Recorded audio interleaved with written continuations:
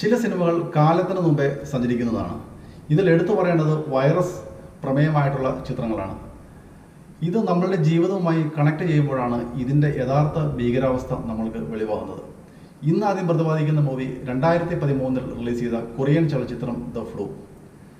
Virus ആക്രമണത്തിൽപ്പെട്ട ഒരു ജനതയും അവരുടെ അവസ്ഥകളും മനസ്സിലാക്കി തരുന്ന ഈ ചിത്രം സംവിധാനം ചെയ്തിരിക്കുന്നത് കിങ് സാങ് സു ആണ്. ഈ കൊറോണ കാലത്ത് നമ്മൾ കണ്ട സത്യങ്ങളുടെ ഒരു നേർക്കാഴ്ചയാണ് ഈ ചലച്ചിത്രം. വൈറസ് ഒരു നാടിനെ മൊത്തം എങ്ങനെ ബാധിക്കുന്നു എന്ന് ഈ ചിത്രം നമ്മൾക്ക് കാട്ടിത്തരുന്നുണ്ട്. ഹോങ്കോങ്ങിൽ നിന്നും കൊറിയയിലേക്ക് അയച്ച ഒരു കണ്ടെയ്നറിൽ നിന്നുമാണ് വൈറസിൻ്റെ ഉത്ഭവം. അതിൽ നിന്നും രക്ഷപ്പെട്ടോടുന്ന ഇൻഫെക്റ്റഡായ ഒരാളുടെ ചുമയിൽ നിന്നും ഇത് മറ്റുള്ളവരിലേക്ക് പടരുന്നു.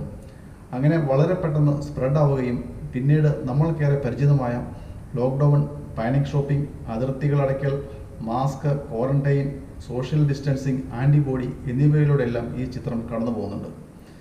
ഇതിലെ മെയിൻ കഥാപാത്രം 8 വയസ്സുള്ള ഒരു കുട്ടിയാണ്. ക്ലൈമാക്സിലെ ഈ കുട്ടിയുടെ പ്രകടനം ഹൃദയഹാരിയാണ്. നെഗറ്റീവായി പറയാനുള്ളത് കണ്ടുമടുത്ത ക്ലീഷകളുടെ അയ്യരുകളിയാണ്.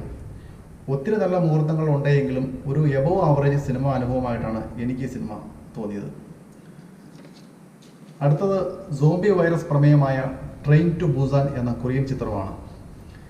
തൻ്റെ മകളെയുമായി ഒരച്ഛൻ ബൂസാനിലേക്ക് നടത്തുന്ന ട്രെയിൻ യാത്രയിൽ നടക്കുന്ന സോംബി വൈറസുകളുടെ ഭീകരതാണ്ഡവവും അതിൻ്റെ അതിജീവനവുമാണ് ഈ സിനിമ. യോൻ സാൻ ഹോയാണ് ഈ ചിത്രം സംവിധാനം ചെയ്തിരിക്കുന്നത്. പൂർണ്ണമായും ത്രില്ലർ സ്വഭാവമുള്ള ഈ ചിത്രം ഒറ്റ വാക്കിൽ പറഞ്ഞാൽ ഒരു മികച്ച എഡ്ജ് ഓഫ് സീറ്റ് ത്രില്ലറായാണ് എനിക്ക് അനുഭവപ്പെട്ടത്.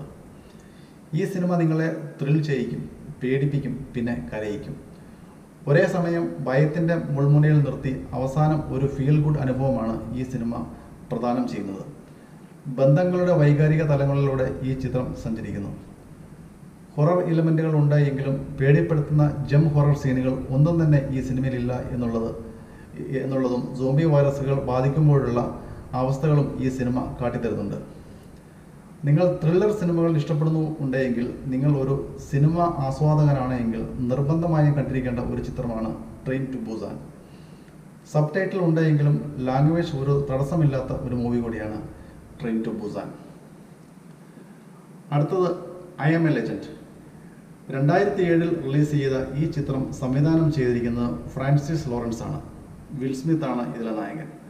റിച്ചാർഡ് മാൻസന്റെ അതേ പേരിലുള്ള നോവലിലെ ചലച്ചിത്രാവിഷ്കാരമാണ് ഈ സിനിമ. മനുഷ്യൻ്റെ ആവശ്യങ്ങൾക്കായി സൃഷ്ടിക്കുന്ന ഒരു വൈറസ് അത് ലോകത്തിലെ ഭൂരിഭാഗം പേരെയും കൊന്നൊടുക്കുന്നു.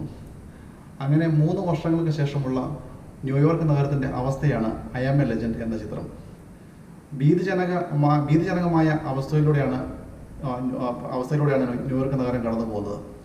ആൾതാമസമില്ലാത്ത കെട്ടിടങ്ങൾ, നഗരം കൈയേറിയ വന്യമൃഗങ്ങൾ, നഗരമാകെ കാട് പിടിച്ചു കിടക്കുന്നു. അതിനിടയിൽ ഇൻഫെക്റ്റഡായ മനുഷ്യരും അവരുടെ ആക്രമണവും അതിൻ്റെ അതിജീവനവുമാണ് ഈ സിനിമ. ഒരു റിയലിസ്റ്റിക് ത്രില്ലർ ജോണറിൽപ്പെട്ട ഈ സിനിമ വാച്ചബിൾ എന്ന അനുഭവമാണ് എനിക്ക് സമ്മാനിച്ചത്.